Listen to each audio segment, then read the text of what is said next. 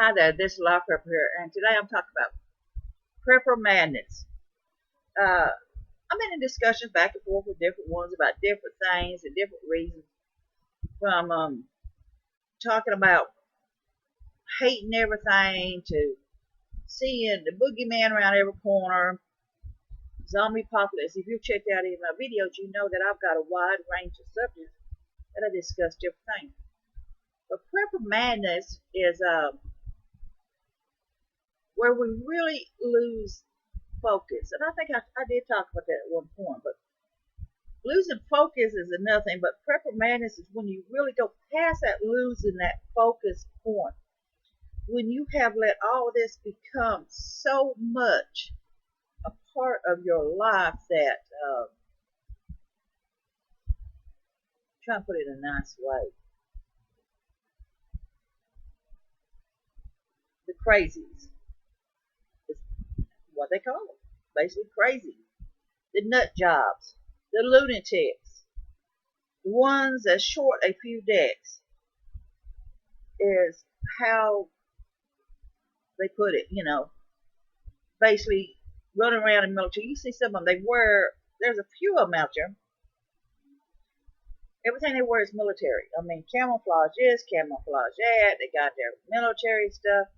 They're constantly in these military style uniforms, constantly. Been part of these groups or whatever, military groups as they like to call some of them. But the thing is that we go mad. Some of them do. Not all of us, but some of them. They get so wrapped up in listening to what's on the news every day. They get so wrapped up in thinking they need that much more. These companies whose objective is to make money off of preppers and non-preppers alike for camping supplies, survival, and if you search the web or get magazines in or whatever, or get these emails, I don't like doing a lot of newsletters from these places because it would take up my entire thing. I get newsletters from a few of them. They'll have some subjects that I'm remotely interested in or maybe interested in. But then they start getting some of them way out in left field or way out in right field.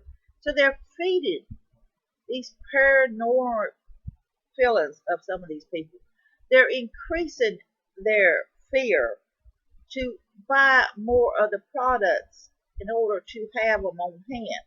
So they forget that the reason they started prepping was they might have been sitting there looking at their children one day and thinking, well, what would happen if I didn't have enough food for these children? Wow, this one here is an epileptic. This one here is a diabetic. This one here has psoriasis. Maybe I need to learn what other things to have on hand to take care of these children of mine, my friends here, in case something happens. So then they start getting the basic research, and then as you know, they're buying the books. And I buy the books. I do the research.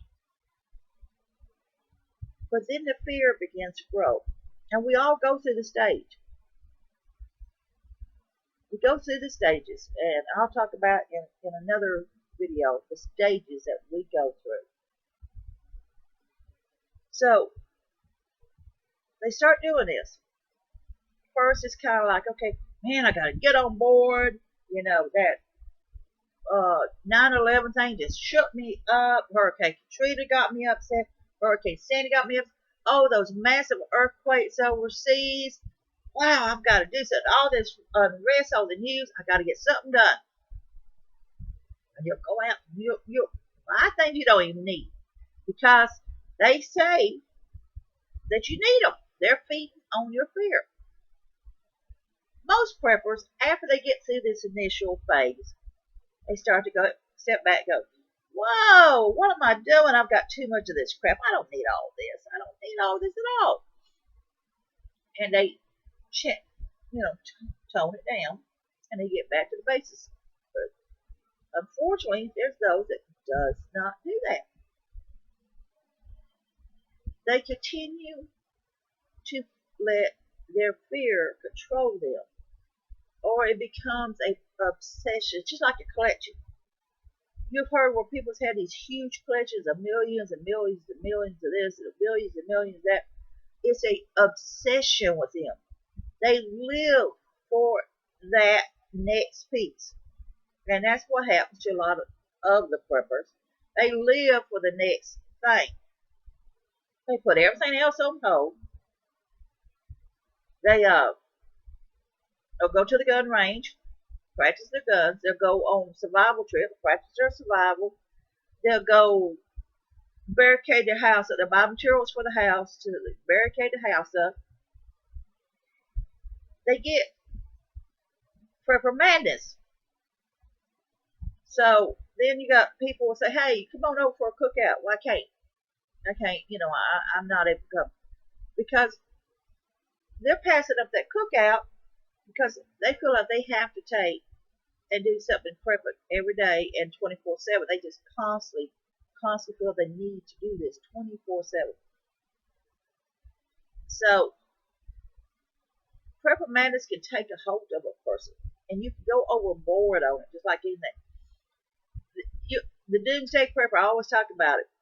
Some of the characters, some of the people was on there was rather eccentric, but they had let the prepper take such hold, and the amount of money they spent. One guy said he spent like $300,000 prepping. Another guy, like I said, gave up used his kids' college funds. Some of them built shelters with their money illegally without people knowing about it. But the minute they went on TV, everybody knew. They put their money toward buying another gun that they don't need, but they think they need that gun. They feel they need that gun. They have become so obsessed on the next weapon. They need that next axe or that next knife. They need the next survival equipment or the next high dollar filter mask. They feel they need this. Even though they might have 10 of them already, they feel they need the latest style out and add it to the collection and all that. So they lose themselves in prepping. They lose themselves in one fear after another. As soon as this one fear comes and goes, then another fear comes and goes. The point is, we do not know when any of this will happen. Now, small SHTF things happen worldwide. That's what I tell people all the time. Small stuff happens all the time. Prep for short term as well for long term. Prep for both in a situation. First of all, quit listening to the news all the time. Quit worrying about who's in office constantly and going on about it. It's not going to solve anything. It's just not. And what you're doing is these survival sites that prey on people to buy their products is guaranteeing that they will do this. They got sponsorships on some of these iPod shows and some of these radio shows. You got some of these here InfoWars and some of these other sites and stuff that feeds on people's fear. So they're doing interviews with these people who are just feeding. You're feeding them. I mean, you're just going, oh my goodness, I got to go do this. Oh my God. He said that this is a good product. So if he says it's a good product, then I'm going to go get it. So-and-so says that's a good product. And he wouldn't lie to me. He's on TV. He's got a YouTube followers of 30,000 people. Where could he go wrong? I'll go buy it.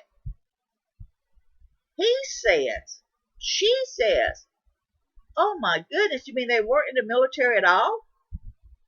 Oh my goodness, they lied in order to get on a TV show and didn't really do all that. Oh my goodness.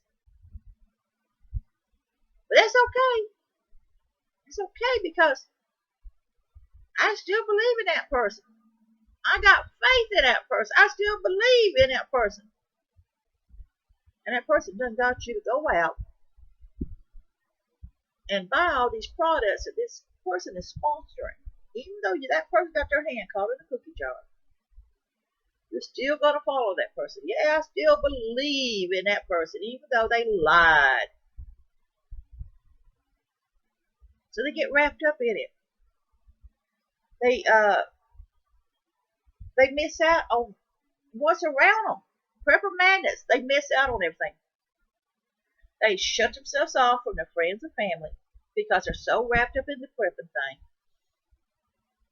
They miss out on a lot of the events of children or grandkids if they have them. They miss out on all that because they're so wrapped up. The whole time they're sitting there in a school. Your child's got a school play going. Your wife drags you there, or your husband drags you there, and you're a prepper, and you got prepper madness. What?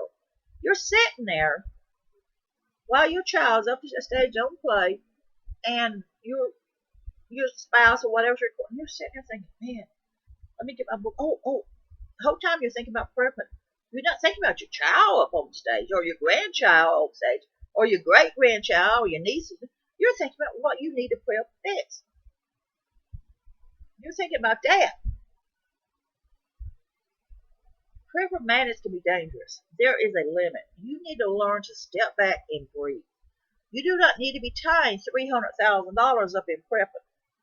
That is not going to solve you anywhere because if say you got $300,000 tied up in prepping and marauders come in and steal it all, it's gone. What good is it going to do you?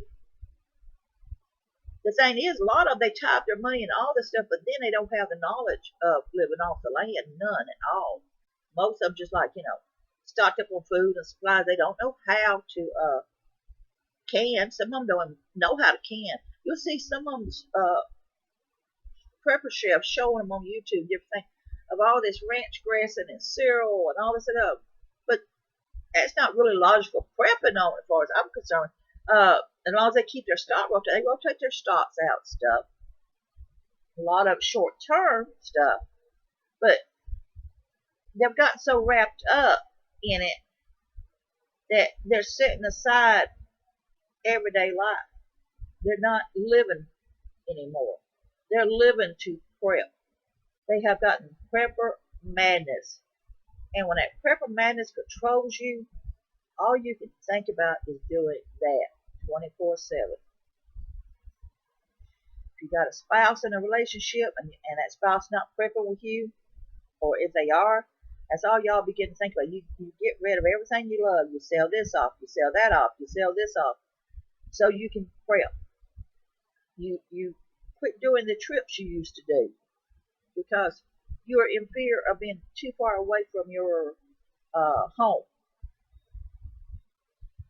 You estrange yourself from your friends because you're in fear of them knowing about your food supplies and stuff. Prepper madness can bring you down and destroy you if you are not careful. So there's a difference on it. I'm a basic down to earth prepper. I made my mistakes. I still make my mistakes, and I went kind of like, ugh, at first. Then I stepped back like, whoa, wait a minute, slow down, Joe. I don't need all that stuff, and I was just overwhelmed at it. Prepper madness is something to be very dangerous, and it can also destroy you because you can also get so wrapped up in doing it. You're going to miss out on everything else. You're going to wake up one day, you're going to be so old or whatever. You're going to wake up alone. All your friends is gone. All your family's gone. None of them has nothing to do with you anymore because you quit having anything to do with them. And you're going to be sitting there in that room with all your prepping stuff. Yep, I got all my stuff here. Wow, I got all of it. But you're alone. You have forgotten how to live your life. It doesn't matter how much you prep. You can be the best prepper there is. And when your number's up, your number's up. It doesn't matter what. So prep with sense, but enjoy life too. And don't just focus on these certain things. Focus on a little everything. Enjoy life so. Because you never know what's going to hold for the next day. And you don't know when your number's up. Prepper madness, Step back from it. Think about other things besides just prepping all the time. Don't let it control you. And don't let these companies control you, okay? This is Life Prepper here. Check out some of my other stuff, Warla Joan, my on my Facebook, my Joan Seed series. I want you to be safe, be happy. Bless you all.